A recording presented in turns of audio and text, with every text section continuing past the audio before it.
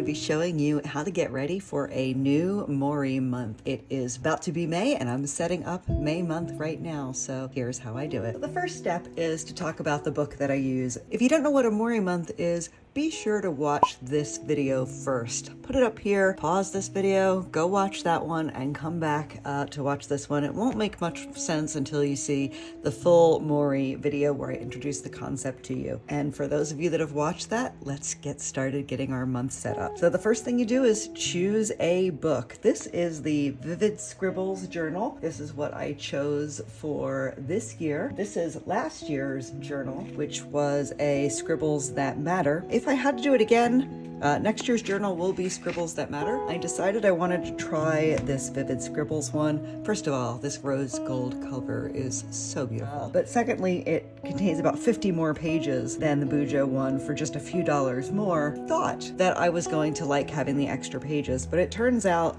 that towards the end of the year, I was filling up pages with stickers because I had plenty of extra pages to work with at the end of the year. So I didn't know that when I very eagerly purchased my 2024 book in August of 2023. Yeah, I would go with the Scribbles That Matter books if we're doing it again, and it's what I will go with next years. No matter which one of these books you choose, they both have 160 GSM paper, they're vegan friendly leather, and they're both A5 in size, which is meaningless to me. I don't know, I guess that's about, well, I can tell you, I have a ruler right here. Looks like 5 1/4 by 5.5 by 8.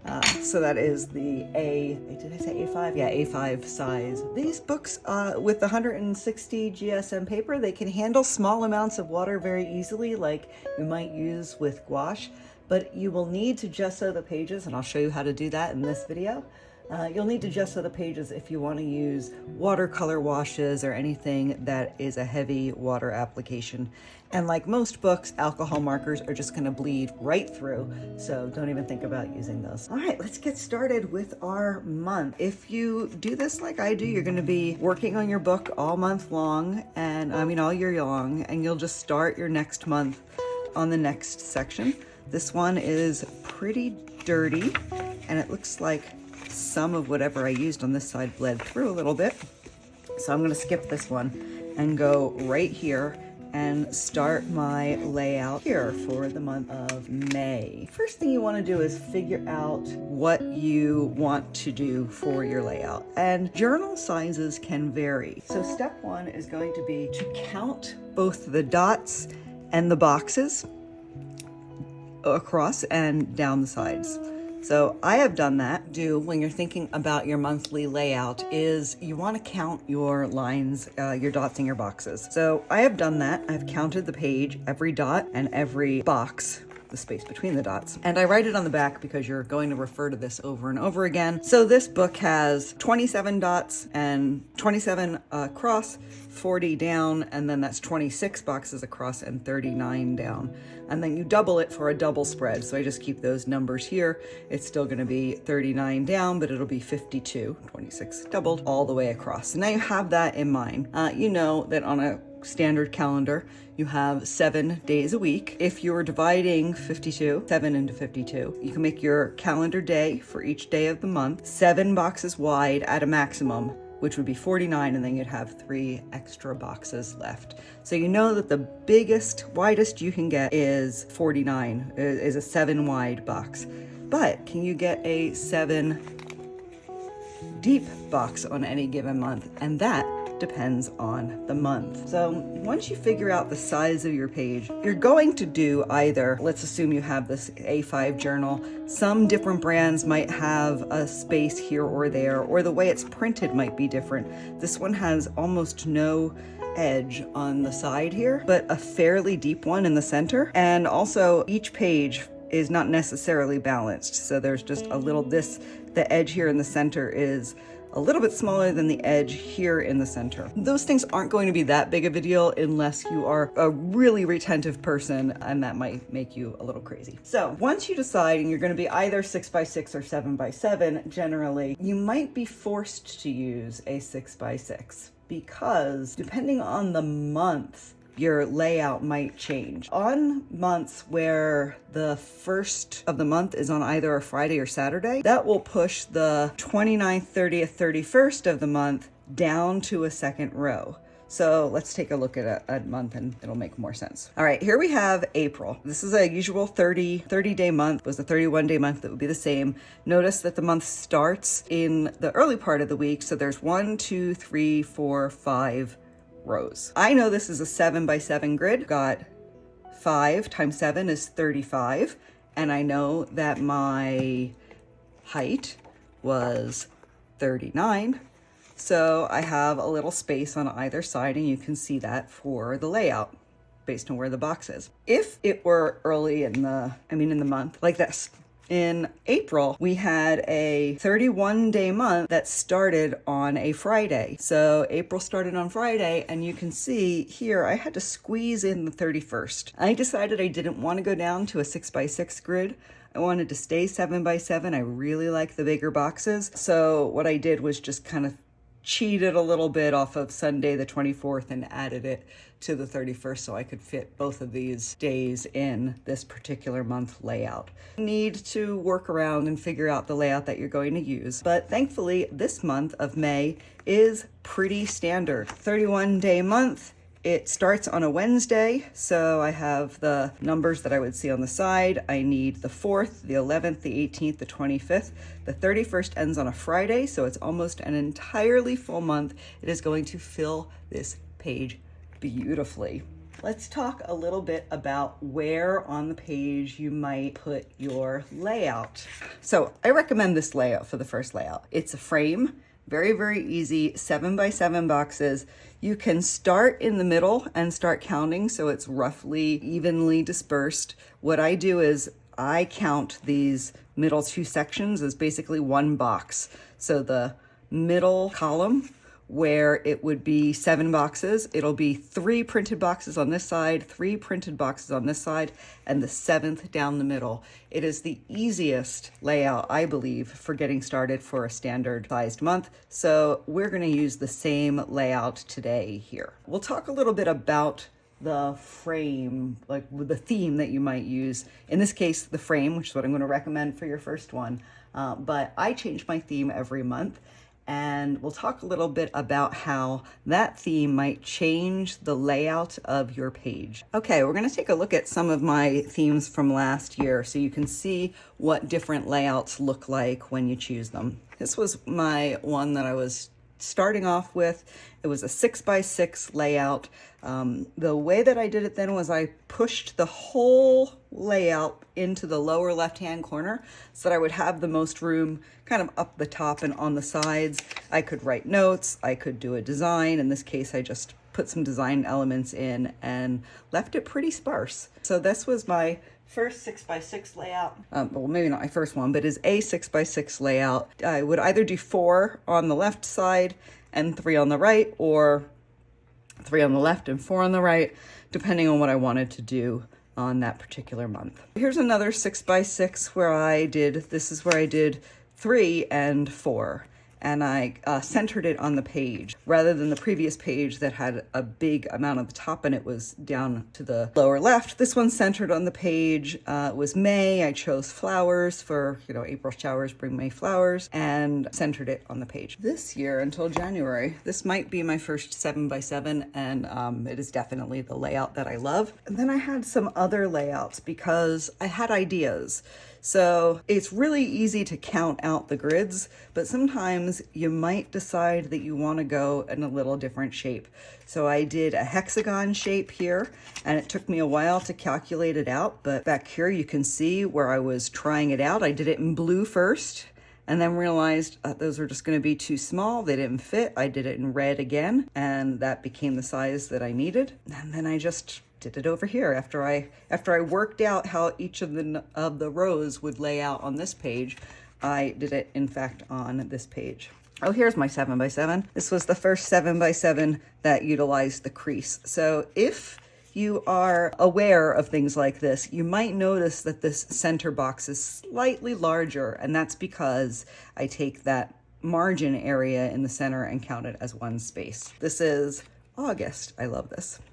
in November, I really wanted to try puzzles. So this is a standard, this was a 6x6 grid because I wanted a row of puzzles in the middle. So it's got more area around and smaller boxes. So it's a 6x6 grid. After I drew the boxes out, I went in and added notches in all the directions to make it look like puzzle pieces. And then finally December's, I wanted boxes. This is how I did it. I basically figured out different sizes and shapes of boxes because I wanted it to look like a gift. Most of these are smaller than they would ordinarily be in a bigger spread because there's much more page real estate dedicated to the layout itself and the theme itself. One of my friends asked me how I might do a layout when I wanted to make a note about every single day as well to help me remember. My response was twofold. One is that this strategy is so strong, you will not need the note to help you remember. You will not believe what you'll be able to remember by just doing the Morii Month strategy. But the other suggestion was after you do the month layout, if you wanted to make a note, you could do it right on the back and make your notes right on the back so that they're on the same page. You could also give yourself more space, do 2 weeks on one page, flip the page, do 2 weeks on the next page, but I really like seeing a full month here. So that is how to kind of figure out and calculate the layout, and we're going to do it for May up next. Okay, so for May, we need 5 rows, like most months.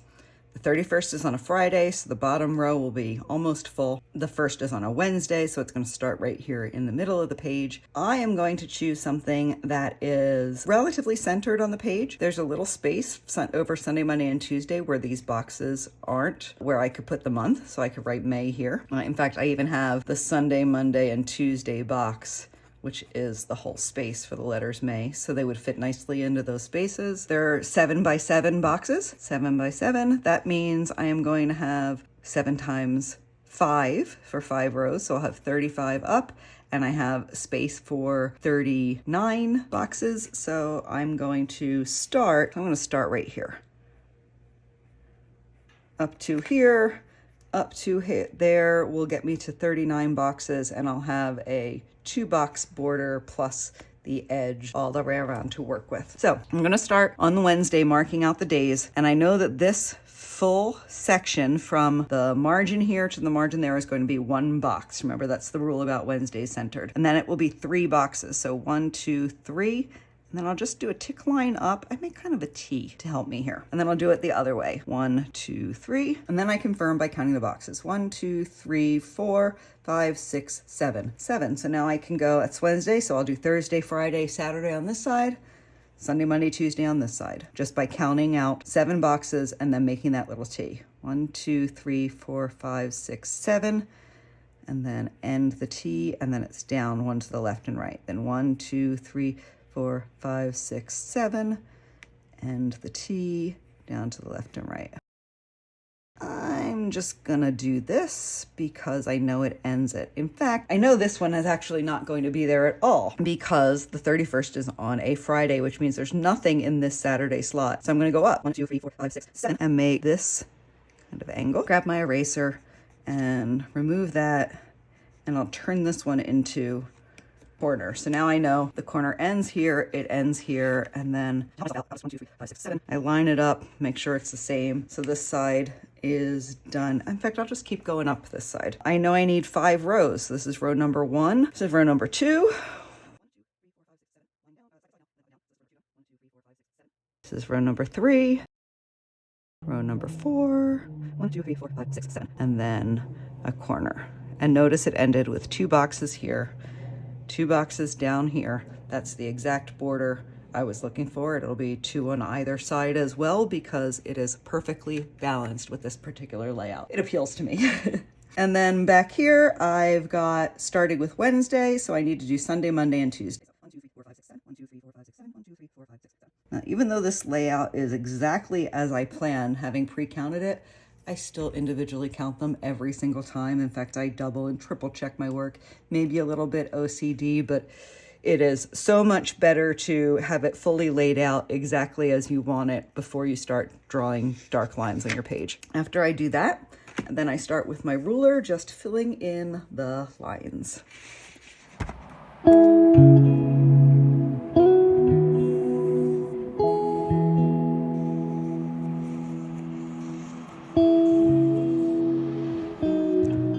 Remembered we started on Wednesday, so May 1st starts on Wednesday. So I want to stop that top line here.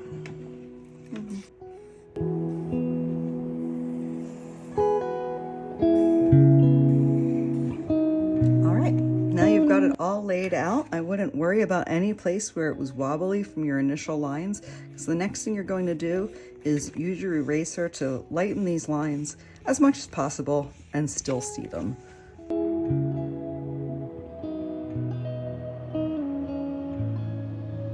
Kneaded erasers are perfect for this. A regular eraser will work just fine, just erase very lightly. But a kneaded eraser won't rub at your paper and tear your paper. It just lifts the graphite from it, so it's a really wonderful tool. All right, so now we're going to do the next step in the process, which is to apply a layer of gesso to the pages. If you don't know what gesso is, first of all, I use clear gesso. There are a couple of different kinds. I don't really want to go into all the reasons why, but I love clear gesso for two reasons. I choose clear because you can still see the dots afterwards once you put the clear down, so it's easy to see the boxes and dots. And the other reason I like the clear gesso is there's a texture to it that is just absolutely wonderful. It's almost like a light grit sandpaper texture that just makes these books so attractive. What this does is it seals your paper, which means you can use more heavier liquids. You can put watercolor on it. You can use gouache without fail. You never have to worry about anything bleeding through to the other side. Further, when you seal your paper, it allows you to use anything on this side that's wet, regardless of what you use on the other side. Like this is non-sealed paper, so you can see it bled a little bit where it wasn't sealed. If it is sealed, it won't bleed over into the other side, so you're never going to ruin the back sides of these pages as well. I absolutely love this product, worth every penny, not very expensive. I think this bottle was maybe 10 bucks, 9 bucks, something like that. And I use it every single month on the journal. So the first thing I do is put these parchment pages in between. Grab two more. And this just stops the gesso from getting off of the page and onto other ones. And then I put them in the corner because they are going to lift up when you get the pages that wet. And now I take the bottle of gesso, shake it up. Grab a brush, get it a little wet. I want it damp but not runny. I don't know, good sized blob, about that much. And I start working it into the page. And it's really important that your coat is nice and even and smooth. However, we are going to sandpaper this later.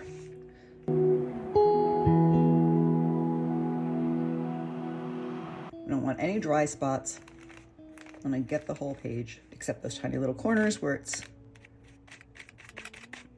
fastened down. I don't know why I do that. I'm gonna have to stop that. As a YouTuber, I start a sentence and then I know why, because I realize my husband isn't listening to me, so I just stop talking.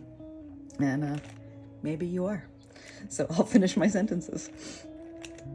I probably put too much on in the exuberance to show you that you can be generous, but that's okay. We're just gonna work it in, keep working it in. Notice the page is starting to buckle. That's fine. You're just getting this all out of the way at once. Sometimes I tip up the book so I can see, like, you move it around in the light and you can see if you, I don't know if you can see this on the camera, but there's a dry spot right there. It's not catching the light as I move it up and down, which means I know that I didn't get the brush in that spot right there. So I look around for dry spots. It's a little bit white when it goes on, but you can easily see through it. It does dry clear. And it looks like this is good. What I'm gonna do is let this dry for a while. You can take out a hairdryer, you can take a break and let it dry naturally, you can do whichever you choose. I am going to use a hairdryer so I can get back to you for coat number 2 much quicker. Remember to clean your brush. You don't want the gesso to dry on your brush, so be sure to give it a good rinse out so that it's ready for the next coat. Okay, that just took a couple of minutes to dry. It's dry enough to put the second coat of gesso on. Doesn't have to be dry all the way through after the second coat. We're gonna let it sit for a while, but if you kind of move it around, catch the light with it, you can't really see any shiny spots. That's how you know it's dry enough, because on the second layer, you're gonna look for those shiny spots again to make sure that you got a good amount of coverage. And since I started on the left the first time, I'll start on the right this time.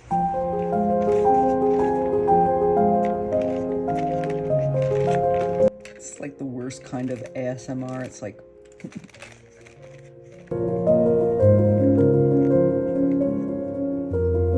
All right, that's it. So this time I'm going to just let it dry itself. So I'm going to turn the camera off, and as I check, I can see this is all well gessoed. There's a nice coat everywhere, a good sheen. I'm just going to let it dry, flatten itself out, making sure it's good and dry before we get to the next step. All right, I'm back, and this is nice and dry. So the next step is going to be this. This is just a very simple sandpaper block. You can use sheets of sandpaper. I am going to just simply sand the surface. Let's see if I can get you to see. Hard to tell if you can see in the camera. There's some lines from the, maybe right there you can see. There are some lines from the paintbrush in there where the gesso is a little thicker or thinner here or there. There might even be a little bubble. It's actually pretty good. I don't see much going on there, but I want to get it to be a nice smooth surface, a little bit smoother. I like the roughness of the gesso, but when I'm actually doing the squares themselves, I like it a little bit smoother to help the drawing process. So what I do is I don't worry about the edges, just where the days are, I sand. So I just want a slightly smoother surface. I actually like the grit around the edges, so I'm just going for a smoother surface everywhere else.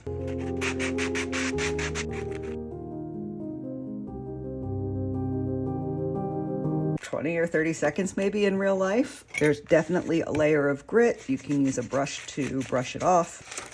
So this is very common. See, the gesso has gotten underneath the edges.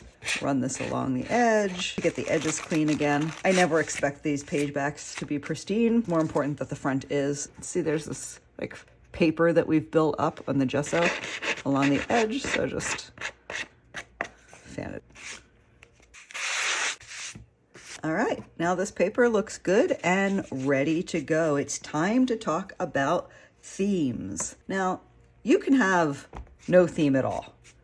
You could just start and say, all right, May's set up. Maybe I'll write May here in the corner, and this is the first, and I'll get moving. I'll write the days of the week at the top and know that it's a calendar and get going from there. I like a theme. I like thinking about the month as a whole. I like having a new challenge or something to do on a day. I like being presented with color. I might say, you know, I need more blue in my life, so I'll do a blue theme. So the simplest theme of all is just a straight old wash of color over the edges. I could paint all of this around the squares in purple and have a solid purple background to my calendar, and it would have a sense of like a complete finish or a feel. So if you just want to jump in, get going, don't want to make any decisions, but want to have a polished look, I say paint the background your favorite color and just move on. If you want to go a little further, I suggest that you try this background, which is the frame background. It just made the whole picture around the edge look like a picture frame. Used gold, I think this is gold acrylic. I don't remember what I used on it. Gold acrylic or gold gel pen around the edges to make it look like a gold frame. Little blue so it stood out. I suggest that you make it look like a picture frame. It'll have a finished feel. It will initiate this sense that you have of wanting to complete it. Since it's May, I would see how I put January here. I would put May up here because the first starts on a Wednesday, so it would fit in perfectly. And then you have one box left over here because the 31st is a Friday. So you'd have one box that you can fill in with anything that you'd like, a logo, a saying, a quote. I did it up here with just a fox in the upper corner and kind of the same colors in the theme. So this gives you a sense of a theme. It makes sense. It's a picture. It emphasizes that what you're looking at is something visual, easy enough to do, and it's a little better than just making it all one color. If you want to go much further, I have explored a lot of different themes. So let's start again, beginning, and then we'll go back to this. This is last year's book. So this was my first theme where I used pre-printed bullet journal stickers to put in the days of the week, the top. I added some note. This is where I learned that watercolor didn't work. This first one is not gessoed at all. So white paint pen leaked through and activated the pen on the other side. I learned a lot of lessons on this particular page. February, I also did pre-printed stickers to lay out my month. And March, I drew my own army men. So this is not gessoed. I do think I might have gessoed just the months. This is drawn in. This is a ballpoint pen and colored pencil. So that was March. This is where I started doing what I now consider to be my process. This is acrylic paint around the edges. I wanted it to this in particular to look like a Zen meditation garden. The days of the weeks were supposed to look like stones. They don't, but that was the original idea or design of this one. I like having acrylic paint as the medium that I use for around the edges. It's super durable. It stays bright and vibrant. It doesn't interact with watercolor or gouache. Is a nightmare because if your fingers are just even a little damp, you start activating and smudging. Ask me how I know.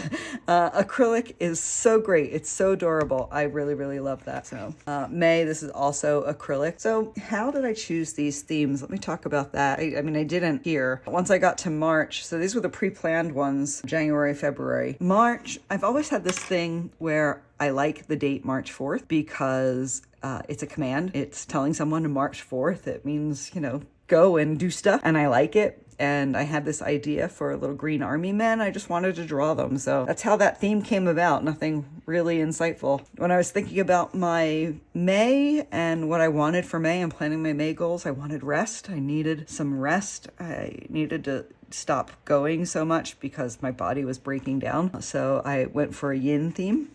May, this is, April showers bring May flowers. These are May flowers. And then we said that May flowers bring June bees. So here's June bees. I mean, it's pretty cliche, actually, why I chose these particular months.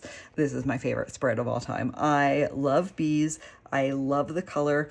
But this is also the one where I found out that if you're going to use gouache or watercolor, this is watercolor, you better spray it down with a fixative.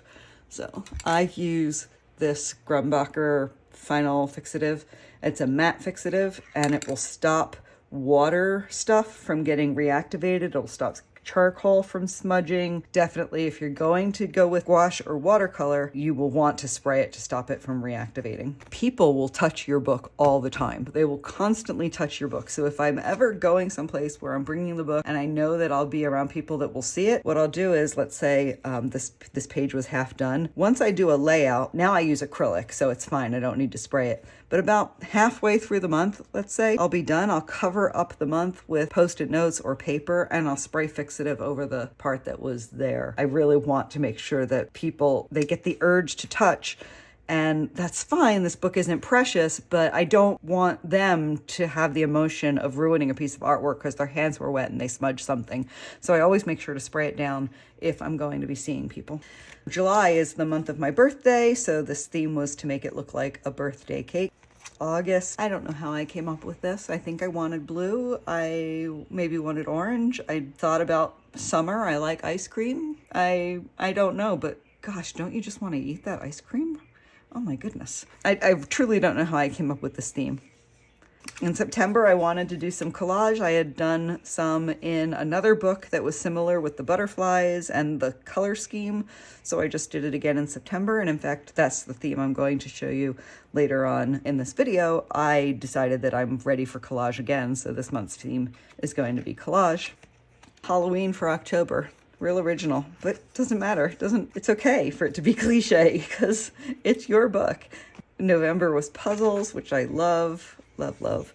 and December was presents. The theme adds a dimension to the experience of being in the month. I don't know, it makes me very, very happy to see a completed edge while I'm working on the book each day. So in January, just a frame. February, I did leap year. It's one chance in 4 to be able to do a leap year design. So I took that chance and featured frogs in this layout. So I made my boxes a little smaller to make room and have lots of frogs jumping around. So these are, I think, are these 5? 1, 2, 3, 4. No, these are 6 by 6 boxes, which are, they seem so small now compared to the 7 by 7 ones I've been using. March, I was not coming up with a theme for March. Realized that March is spring and that Easter happens towards the end of March and that people eat jelly beans, and jelly beans became the theme. Zen and meditative to draw and then paint in all of these jelly beans. I made March, the word March, in green jelly beans right here at the top, and I don't think it was particularly effective. They are very, very hard to see. But otherwise, I like it. All the colors make me happy. This is a perfect example of something unusual happened in April. We had an eclipse. So since it was our last eclipse for 20 years, I could think of no better theme to memorialize the month than make it an eclipse. What might you want for your theme this month? Maybe you want to just make it a color. Maybe you want to start with a frame. Well, you won't get this till June, or who knows when you're watching it. It could be any time of the year. I am going to show you how I am going to do a collage background for this particular month. So I'm gonna add the parchment back here, get this taped down again, and start working on the collage.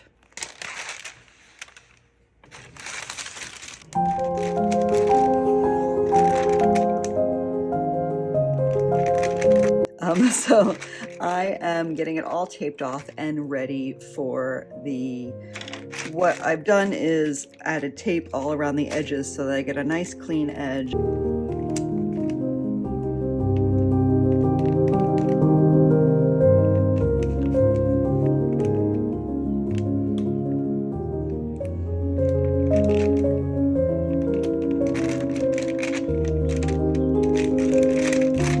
Right here where the tape exceeded a bit, I just used an X-Acto knife to trim it up and get a clean edge. I'm going to collage this piece with some cool things that I pulled out of my collage stash. I have this, it came from a typewriter handbook, so there's some interesting handwritten things here. Maybe this column with numbers down the side. So I've got that to use. I have a recipe for chicken legs or ham noodle casserole or something like that. I could put some recipe items in here. I have a big map of North Carolina. I don't know why I chose North Carolina, or maybe I chose cities in North Carolina. I think maybe I wanted coastline. Is that why I chose this? Anyway, I pulled out this part of this North Carolina map so I can get some map or travel in here. And then I also have, these are kind of cool. This is a transparency. So it's a city street. I'm not sure it's gonna work. Yeah, probably not gonna use this one. And so I'm gonna start collaging with just these 3 pieces and cut out interesting pieces. And then I also have a whole assortment of magazines at my feet that I can grab something from. So I'm gonna start with the map.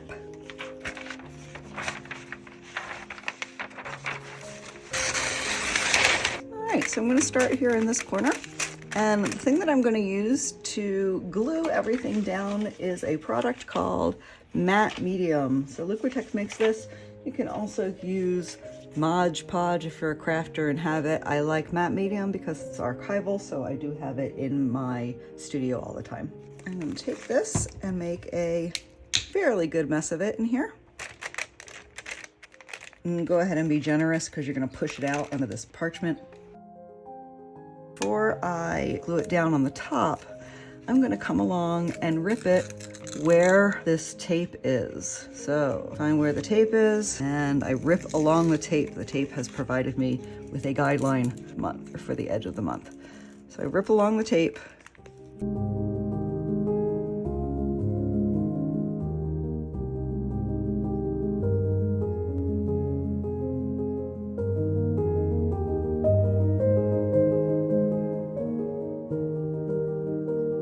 Afterwards, I'm going to peel this washi tape up. So the edge is actually going to be on the other side of this washi tape. If I wanted to, I could be cutting all of the pieces flat on one side and just butting up against this tape, but this is the easier way to go. Cut down this line. Do that.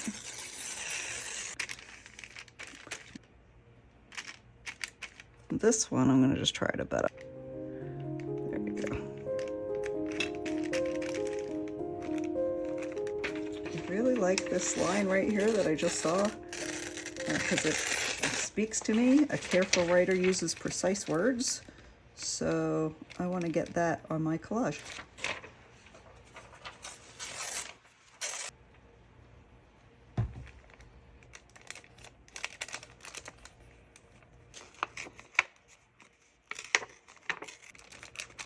Oh yeah, I love that.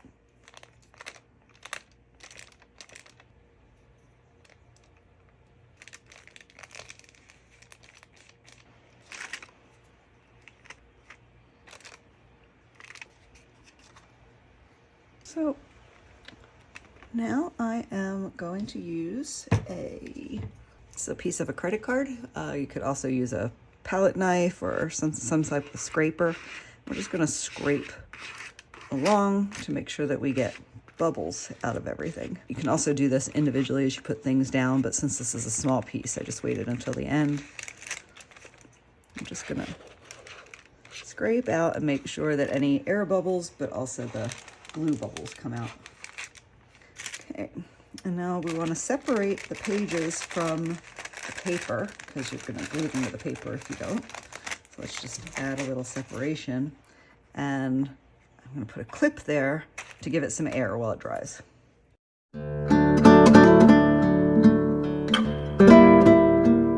And give it some air while it dries. So now I'm going to just let this sit and dry for a while. I'm going to clean up a little bit, and I will be back when the paper is all dry.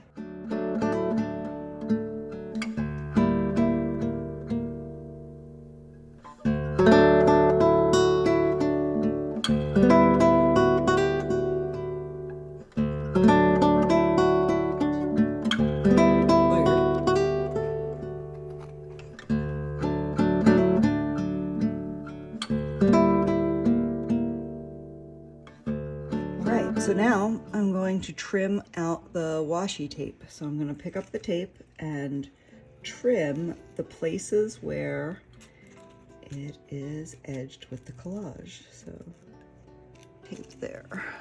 It's kind of hard to find the first place. I went to the place where I had two pieces of tape and then lifted until I found the intersection. So now that I know where the edge is, it'll be easier to follow along and just make sure, because it's easy to lift up beyond the glue. Remember, we pushed it, so the glue went under. It's not that strong. We could lift this up, so we're just going to just run it along the edge. You're lifting up the tape, but it could also tear the paper, even though it's down. So I just kind of hold my finger there to slow down a tear if one happens. So that could happen where your washi tape starts to bend like that. It's okay. It's a good time to get rid of the mess that was hanging on. And I would just use your X-Acto knife to get in there underneath the tape. And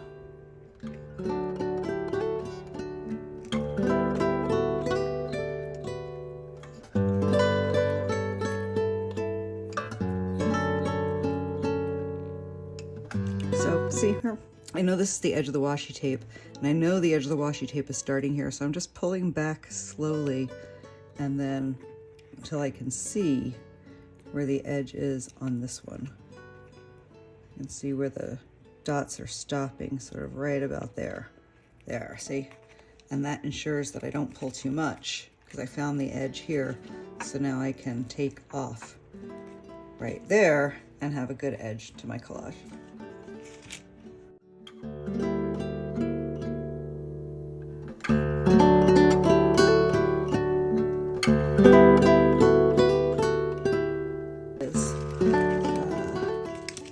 Before I finish off, I'm going to take a look and see if there are pieces that could use tying down a little. Nope, that's good. I thought it might lift up, so I was just checking to make sure that didn't lift up, but it's down. As long as there's a good coat of the glue on the bottom, all of this should be glued down, and it all still is. We've got good corners, we have good seams, there's some texture to it. I'm going to put a little more color on the page just so it doesn't look like straight collage. So I've got a palette here, and I have 2 inks.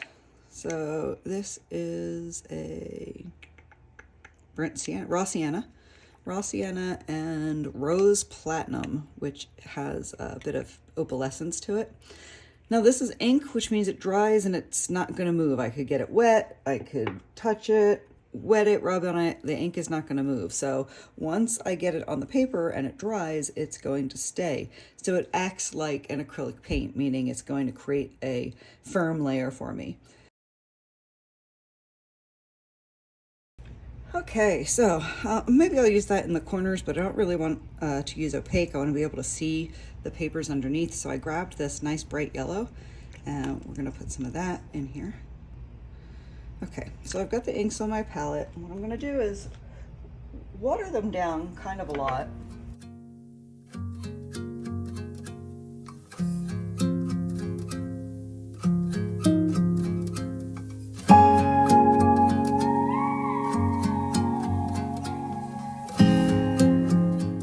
Just playing here, not sure how this will work, but generally if you take dyes and you spray a little alcohol on them, they will activate and start to sell. I'm not sure I have enough, and I'm not sure it's going to work on this paper, but I'm going to give it a try because we're playing here, right?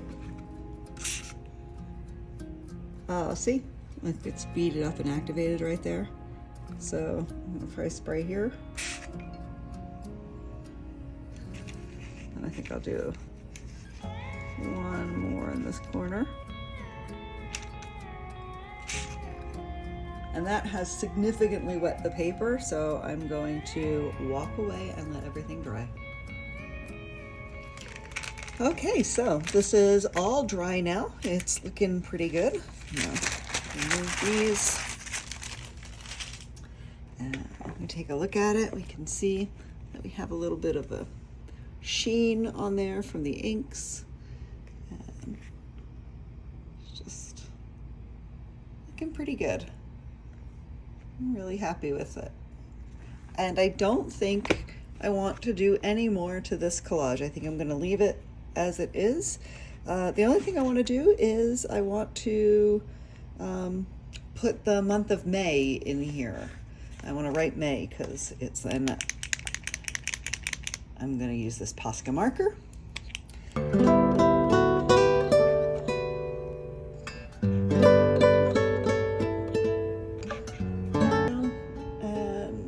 I may go back in with some dark pen and add a little dimension to that. In fact, I think I'm going to. Okay, I can see the word May, but I'm going to add some dimension to it with some black.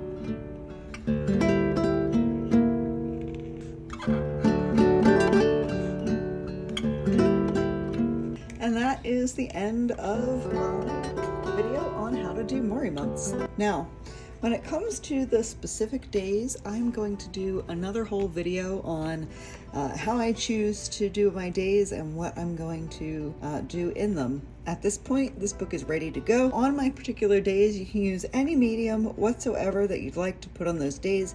You've gessoed the page, so nothing is going to go through to the other side. Even alcohol markers, if you're confident in your gesso, you can put on there without it going through to the other side. The only thing that I'd be concerned about is something like a pastel, which might smear or rub, but otherwise you are good to go and get started with your Morii months.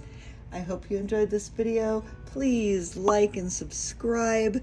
And if you have any questions about Morii months or a daily art practice or anything that I've said today, please don't hesitate to ask me in my comments. I would love to connect with you. And finally, remember, it is not inspiration unless it inspires you to take action. Thanks all. Sketchbooks filled with pages of my